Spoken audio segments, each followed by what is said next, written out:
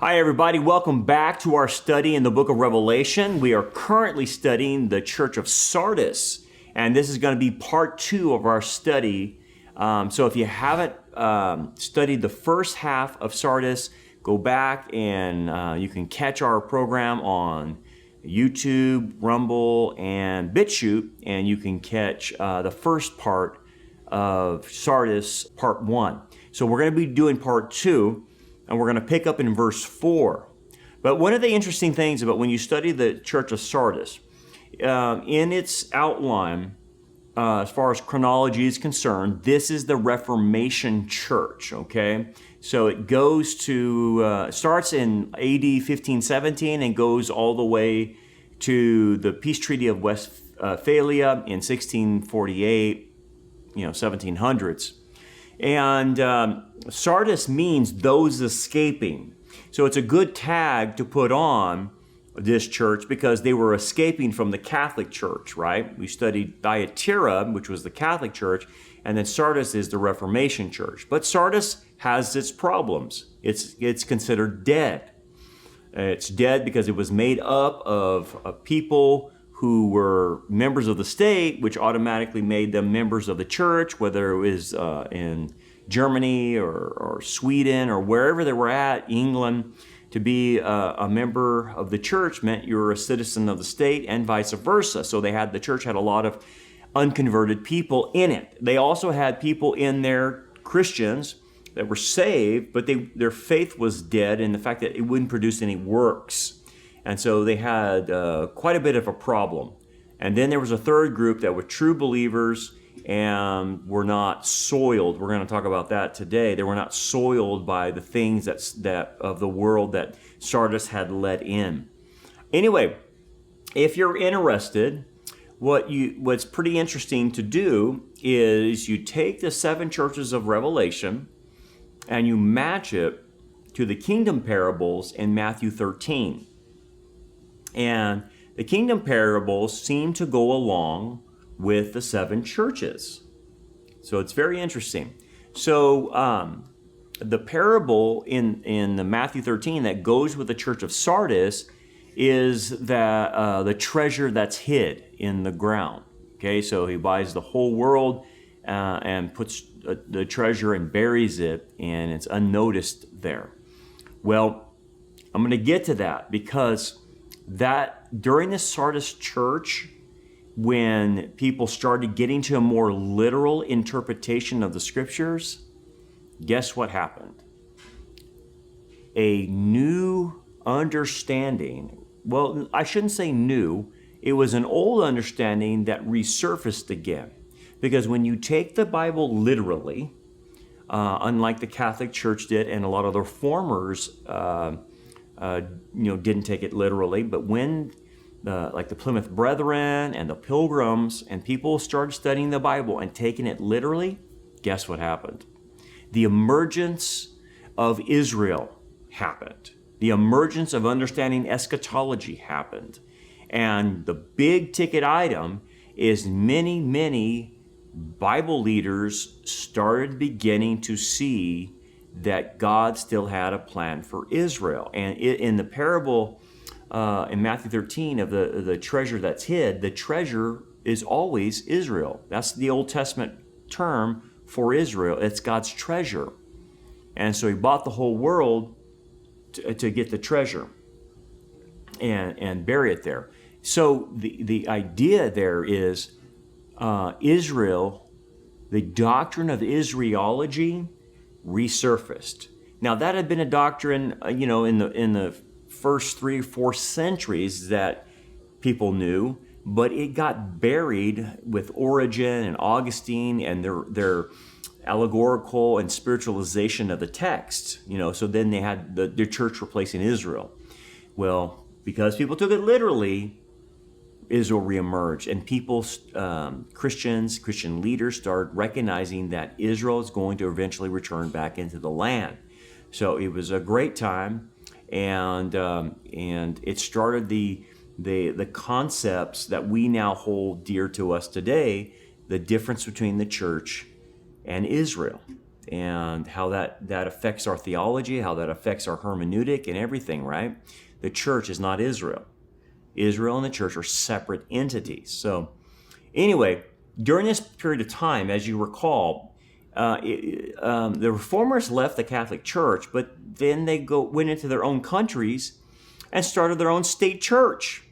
So they repeated exactly what Pergamum had done and Thyatira had done, is wed the church with the state. And so they weren't any different than the Catholic Church. You had Lutheranism in Germany. You had Calvinism up north, in Sweden, and different places like that. So it turned into a state church again. You had Anglicanism in England, being the state-ran church, and it messed everything up. It really muddied the waters. And anyway, that's what corrupted a lot of the church during this time. That's what made it dead. These churches had great creeds, but they were dead because they had unsaved people. They had Christians that weren't producing anything as far as their faith is concerned. And then they had a remnant of believers that were in there. So it got really messed up. So anyway, let's pick up then where we left off. We're going to start in verse 4 through 6. And here's the section where Jesus is going to promise remnant believers in the church of Sardis rewards for their works and their deeds of righteousness. Okay? And again, he's not talking about salvation. He's talking about rewarding believers for what they have done.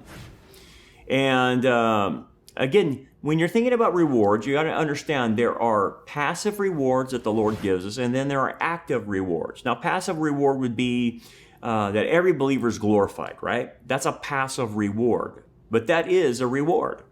But every believer gets that one. But active rewards are given to only those believers who overcome certain issues in life, that are faithful and dedicated to the Lord all their life, and they overcome certain issues. In this case, the issue that needs to be overcome for the church of Sardis is this deadness, that the believers in this church are called to overcome deadness, that their faith must come alive. And when it comes alive, it will produce works in the life of that believer to prove not salvation, but to prove that their discipleship and their maturity is kindling the fire of their faith, which will produce works. So, anyway, that's what they have to overcome in order to get the reward that Jesus promises in this text.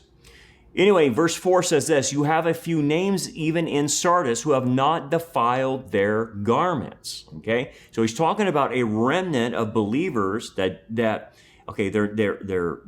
truly believers, and they're not the kind of believers that their faith is not producing anything. These are active, good, Bible-believing Christians that are producing good works because of their discipleship. Okay, anyway, there's a historical connection here in the terminology he's using, okay, about defiling their garments and stuff like that.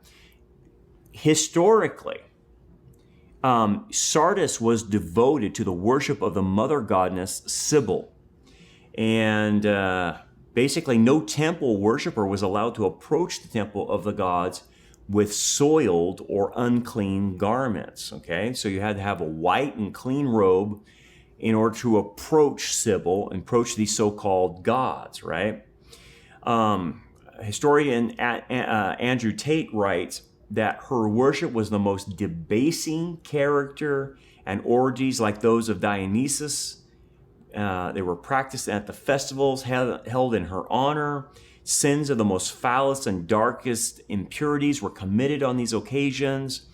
And he goes on to say that we think of a small community of Christians rescued from such an abominable idolatry, living in the midst of these scenes of the grossest depravity, and early associations and companionships and connections, all exerting a force of direction of heathenism. And he goes on to say, it may be wondered that the few members of the church in Sardis were not drawn away altogether and swallowed up in this great vortex. Well, basically the idea is the same thing today. We are surrounded by a corrupt society that is so corrupt, and we have to do everything as believers to not allow ourselves to be soiled, to be defiled by being involved in the things of this world and being the practices and all the junk they're putting on us, the wokeness, the LGBT community, or agenda, I should say, the abortion agenda, the everything, all this stuff that they're throwing our way and telling us to do that, and they want it to be forced down our throats. We cannot allow our garments to be soiled. Because soiled garments or defiled garments, it speaks of a contamination of life, really. In that you lower your standards, you start practicing the things that the world practices, and you're contaminated at that point. You're practicing those things. You're defiled at that point. So it has to do with our behavior, our attitudes, stuff like that. And so when you look at more precisely what defiling means, it means basically to act immoral, to go into apostasy like many people are going into, to go into idolatry. And so it's a big deal. And so a lot of Christians right now are being soiled. They're still saved, but they're being soiled because they practice the same things and they approve of the same things that society is doing. And so that's where we have to separate ourselves so we don't become defiled and start behaving like that. Anyway, Messiah promises them that, and he goes, and they shall walk with me in white, for they are worthy. And he goes on and says, he who overcomes shall be clothed in white garments. So note the reason in verse 4. He goes, because they are worthy, he says, they get to wear this. They walk with Christ in these garments. And so the worthiness is linked not to simply them being believers, but it's linked to them not defiling their garments. Okay? So there's a reward for staying pure, not defiling yourself. And so this shows that walking with the Messiah in white is reward for deeds of righteousness, right? And living righteousness. Okay. So there's a connection here. So if you go to Revelation 19:8, you will see this connection. So these garments, a lot of people mistake these of, well, they're the garments of salvation. They're not the garments of salvation. They're the garments of reward. And if you go to Revelation 19, which speaks about the church coming back with Christ at the second coming to rescue Israel, notice what it says in verse 8. It says, the white garments stand for the righteous acts of the saints. That's what they refer to. The righteous acts of the saints are not salvation, but what they did as believers that are being rewarded. And so, the conclusion you want to pick up here is walking in white must refer to the white garments of fine linen mentioned in Revelation 19:8. And again, if you want to look at the passage, here's the passage right in front of you. And to her, referring to the church, okay, it was granted to be arrayed in fine linen, clean and bright, and fine linen is the righteous acts of the saints. Okay. You say, well, it's the church. It is the church, but it's to those who committed righteous acts. Okay, so there's a hint of reward in this. And the idea of reward is that those who are granted to wear this fine linen because of their righteous acts are allowed to go into battle with Christ at the second coming against the Antichrist and the Antichrist armies. And the idea here is this. Not everybody's going to come back with Christ at the second coming because the Old Testament saints haven't been resurrected, so they're not in the battle. They'll be resurrected at the 75-day interval. Tribulation saints are not with them because they haven't been resurrected, so their souls are still in heaven. Okay? The only ones that have been resurrected is the church, along with the two witnesses. Okay? And so it's us who have glorified bodies that come back with Christ as the church. It doesn't allow for anyone else other than the church. But then it narrows the idea of who comes back in the church with those who have fine linen. And those who have fine linen are the ones who have been rewarded and given the privilege to come back at the second coming in the battle as they watch Christ battle the Antichrist and his armies. So it's a reward passage. Not every believer will be granted fine linen, because not every believer did righteous acts that can be rewarded. So it's a reward passage. So and that's the connection between Sardis and Revelation 19 and the second coming. And then Christ gives a kind of odd reward, but you have to understand that John, through the inspiration of the Holy Spirit, is using a figure of speech called alitotes. And he goes on and he says this in the passage, "And I will not blot out his name from the book of life, but I will confess his name." Okay? And he'll confess it before my Father and before his angels. He who has an ear, let him hear what the Spirit says to the churches. Okay. What is this? Well, confessing someone's name is talking about the person's reputation. And so really what he's saying is the person's reputation matches the reality of the person, okay, who they really are. And if Christ is able to confess your name, it's the idea that whatever your reputation is matches what you do. So you're consistent in your walk with the Lord. And so he confesses your name before. That's part of the reward. But anyway, this has a historical situation, okay, that Christ is referring to that happened in Sardis. And here's the historical situation. Practically every city of that day kept a roll, or what we call a register of its citizens, okay? And what they would do is if the citizen had performed some great exploit that deserved some special honor, distinction, basically then they would have his name inscribed in gold letters on the citizen's roll, okay? And there is even evidence when you look at the historical situation that a person's name was sometimes removed from the city register before death if they had been convicted of a crime of some sorts.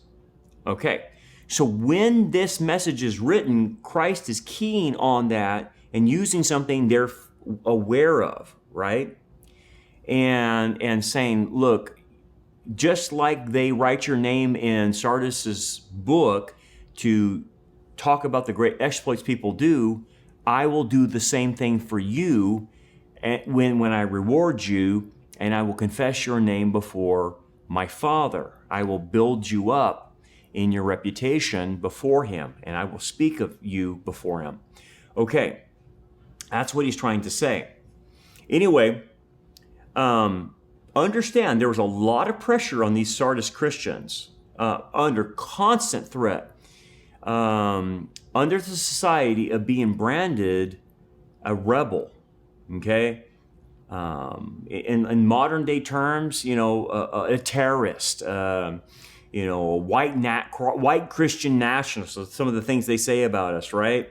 That we're racist and all kinds of stuff. Well, anyway, back then in Sardis, they stripped the Christians of their citizenship because they would not renounce their faith in Christ or recant and accept, the crazy social norms of that society. And anyway, they got blamed for stuff. They got ridiculed. They lost their citizenship because they wouldn't follow the world. They wouldn't follow and bow to its threats. And so because of that, they remained unsoiled. And that's how they get rewarded. So, the same thing today is they put pressure on Christians saying you're homophobic, you're Islamophobic, you're xenophobic, you name it, we're all phobics or whatever. And you guys are white Christian nationalists, you're nothing but terrorists, you despise people, you hate people, all that stuff they throw at us, right? And eventually we might see persecution in the United States where, you might lose your citizenship like Sardis did, or you might be restricted. We already know they censor us on social media, right? But we might be censored in other ways according to our social score. and we may not be able to go to certain schools or colleges or something like that. That's what America's getting set up for. And in fact, that's what the whole world is getting set up for. The persecutions of Christians in the West, and like we've never seen before, and that's getting set up. But it's the same thing Sardis had to put up with. They would lose their citizenship and be called every name in the book, right? Or, that were some type of rebel or terrorist, and they weren't allowed to be citizens. So anyway, the Lord then, that's why he's promising this overcomer that overcomes Sardis and doesn't defile their garments will experience a special reward in the form of public recognition in heaven before the Father. And that's a big deal. So our Lord's going to make a statement in there to the overcomer of this Sardis issue of not being soiled, okay? And he's going to make a statement that's called, in a figure of speech, a litotes. And a litotes is a figure of speech that's trying to emphasize something by denying the negative, okay? It tries to emphasize something positive. It's kind of ironic by denying the negative. And this is why he says, and your name will not be blotted out of the book of life. Okay, so let's first understand the book of life before we understand the litotes. The book of life basically contains every name of every person who has ever been born. Psalm 139:16 says, those who believe have their names retained in the book of life, but the unsaved will have their names blotted out, okay? And then there's other books as well that basically are recording the deeds and responses of people.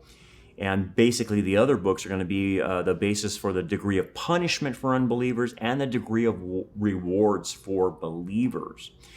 Another book called the Lamb's Book of Life is different, and this book contains the name of every individual who is born again.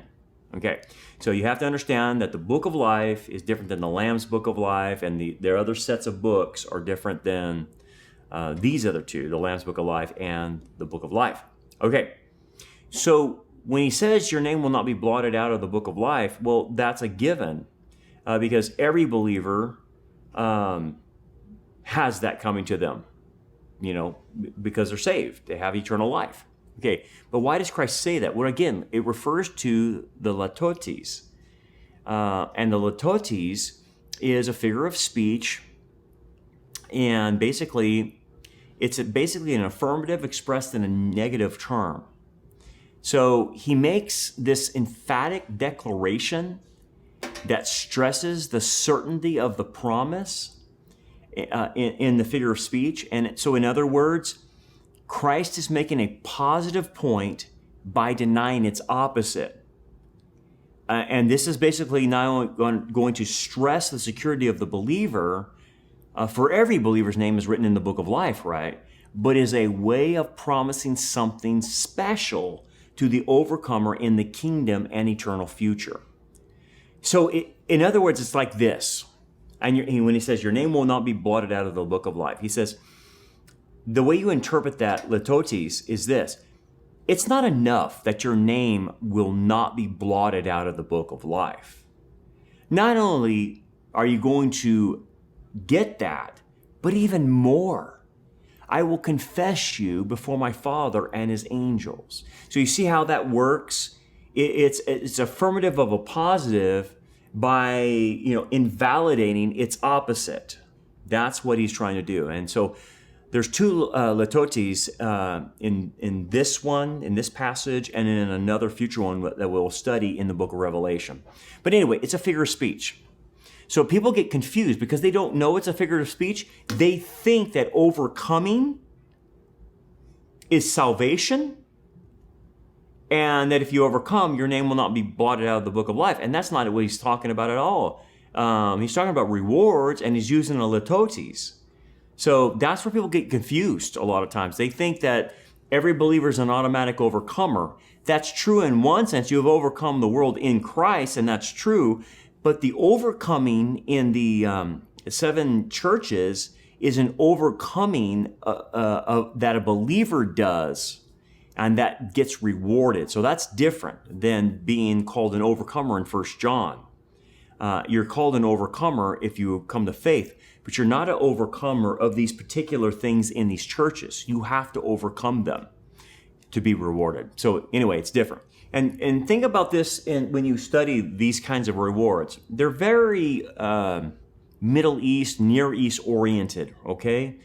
Even in the Eastern part of the world, reputation is a big deal, especially in shame, honor cultures, okay? Reputation is everything, okay? Having an honorable name is extremely important, and people in the Middle East, Near East, Far East will do everything they can to not have their name dishonored and not have any shame attached to their name, and that's what this is drawing off of. So to recap a little bit of this, not all who claim to be Christian are really Christian. We know that. That's tares among the wheat. That's a part of Sardis that were Christian in name only, okay? And then there were two types of believers. The unsoiled believer that had not defiled themselves with the worldly ways, and then there was the other believer had soiled themselves and defiled themselves, and their faith was dead and not producing any works, okay? So one of the things you have to realize is not all believers persevere. They're still saved. Once you get saved, you're forever saved, okay? But many believers don't grow. Many believers don't disciple. And many believers don't get conformed to the image of Christ. And those who don't are defiled and soiled by this world many times. And so you'll hear terms in the Bible like he who endures until the end, or he who overcomes, he will be rewarded, those types of things. That is language for rewarding of believers, okay? Enduring to the end means a believer perseveres to the end, and he will be rewarded for that. It doesn't mean that he's saved if he endures. It means he will be rewarded if he endures, okay? A lot of believers don't endure. They don't handle suffering very well. So it's a warning to all Christians. That's why there's so many warnings in the New Testament to believers to keep growing, keep maturing, keep producing fruit, those kinds of things. And quite frankly, there's going to be a lot of unfaithful servants that are not rewarded at the Bema Seat. They're going to lose rewards. And then he says, like in Matthew 24, he's going to verbally cut people into pieces and assign them to a place with the hypocrites.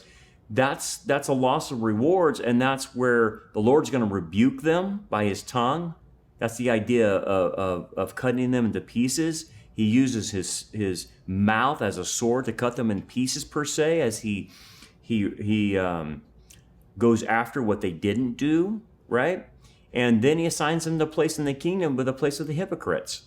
They'll be in the kingdom, but they'll be labeled hypocrites because they got saved, but they didn't do anything. There's nothing to reward them, right?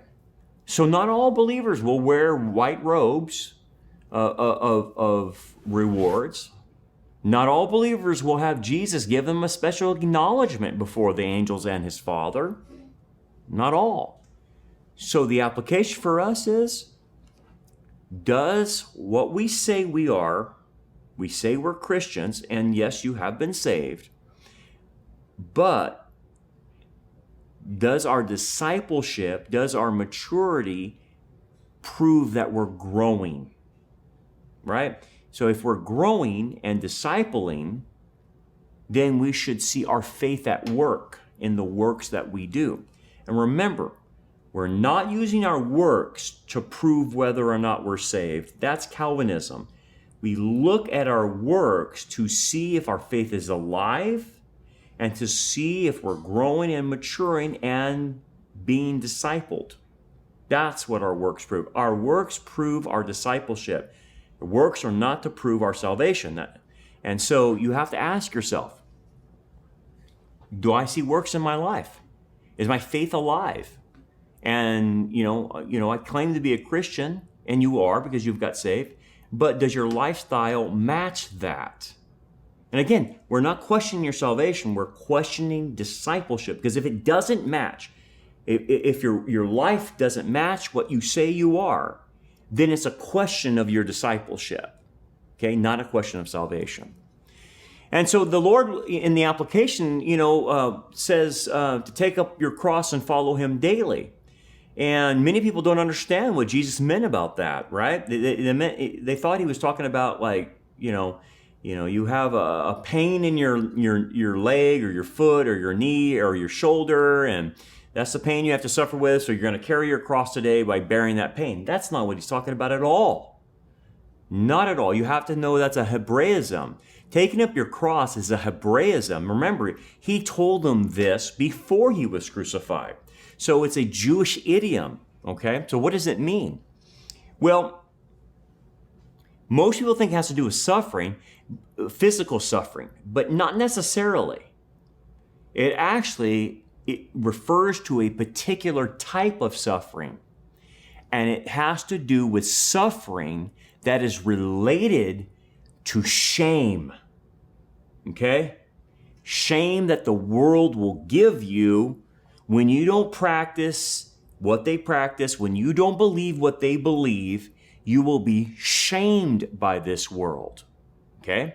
That's the suffering it's referring to. So it's not referring to a busted toe or, a hurt shoulder. Suffering for being shamed by this world is what it refers to. Now, Matthew 16 gives you the context.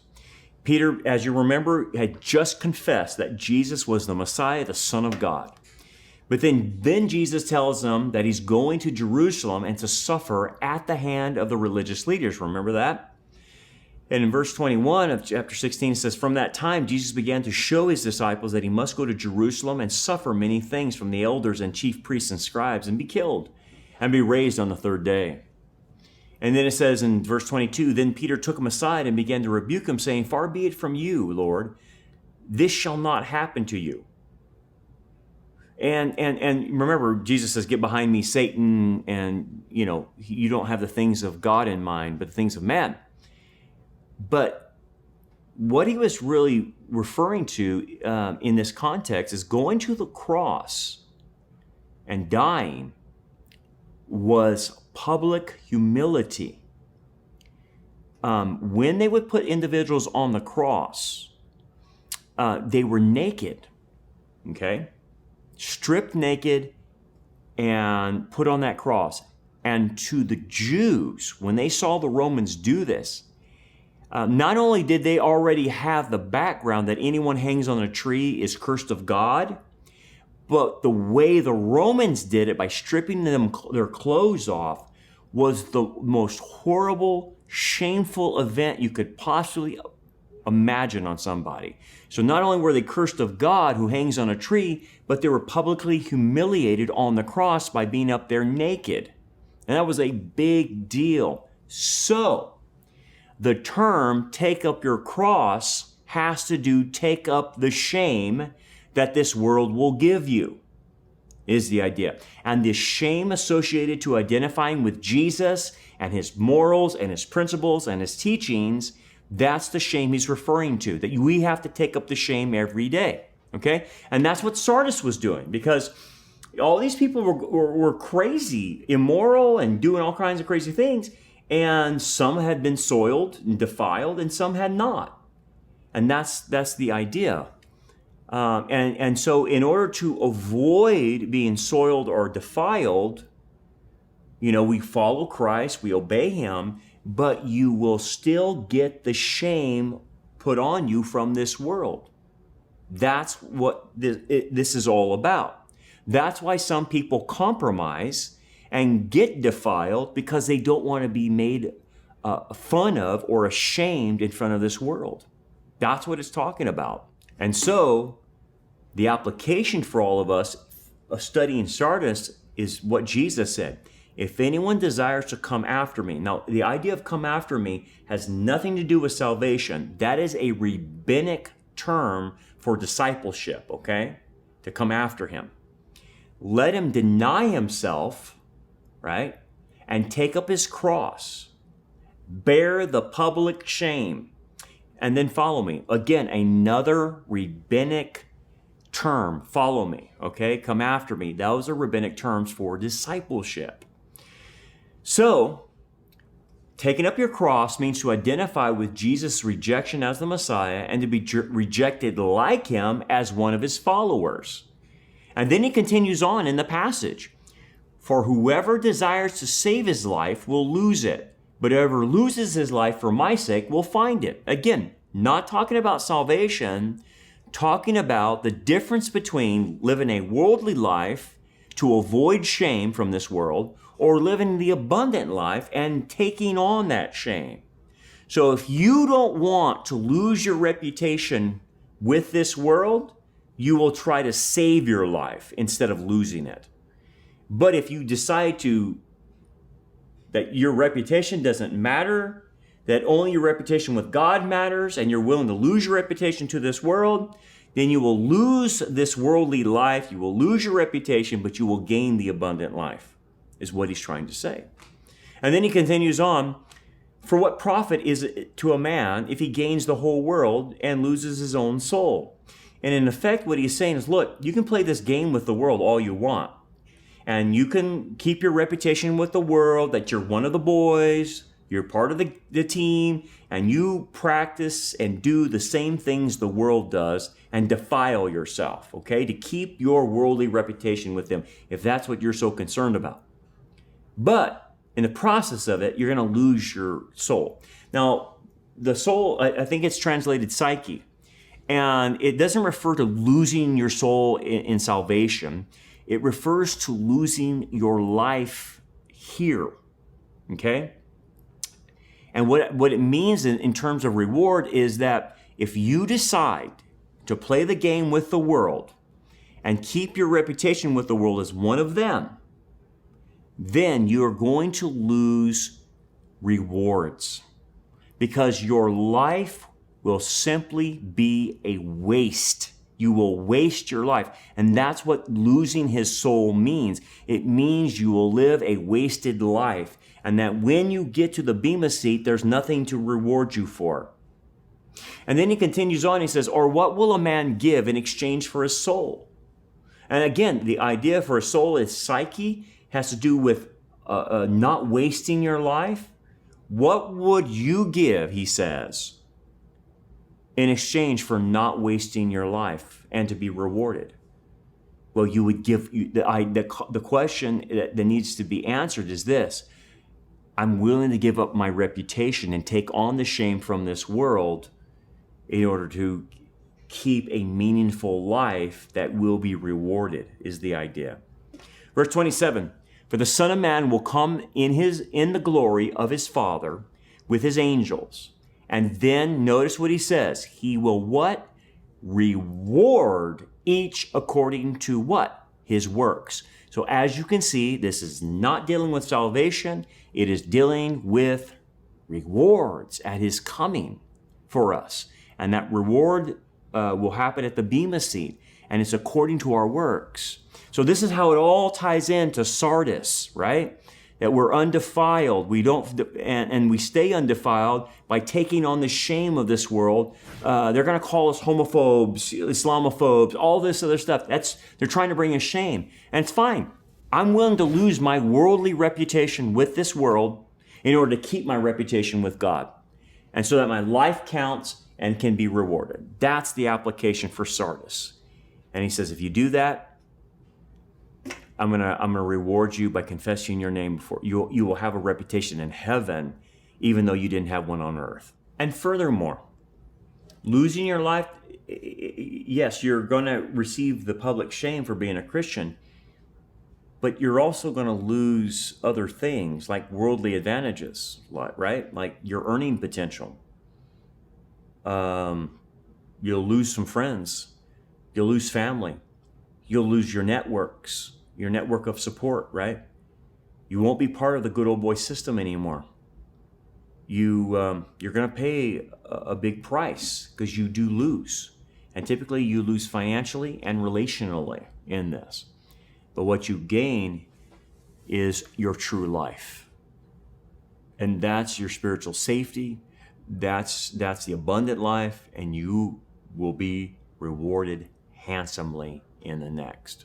So on a parting note, You will not be able to maintain a good reputation for both God and man. You cannot serve two masters, as the Lord said, so it's impossible. Okay? You can't have a good relationship with this world and a good one with God. It doesn't work that way. If it is good with the world, you're never going to get any pushback.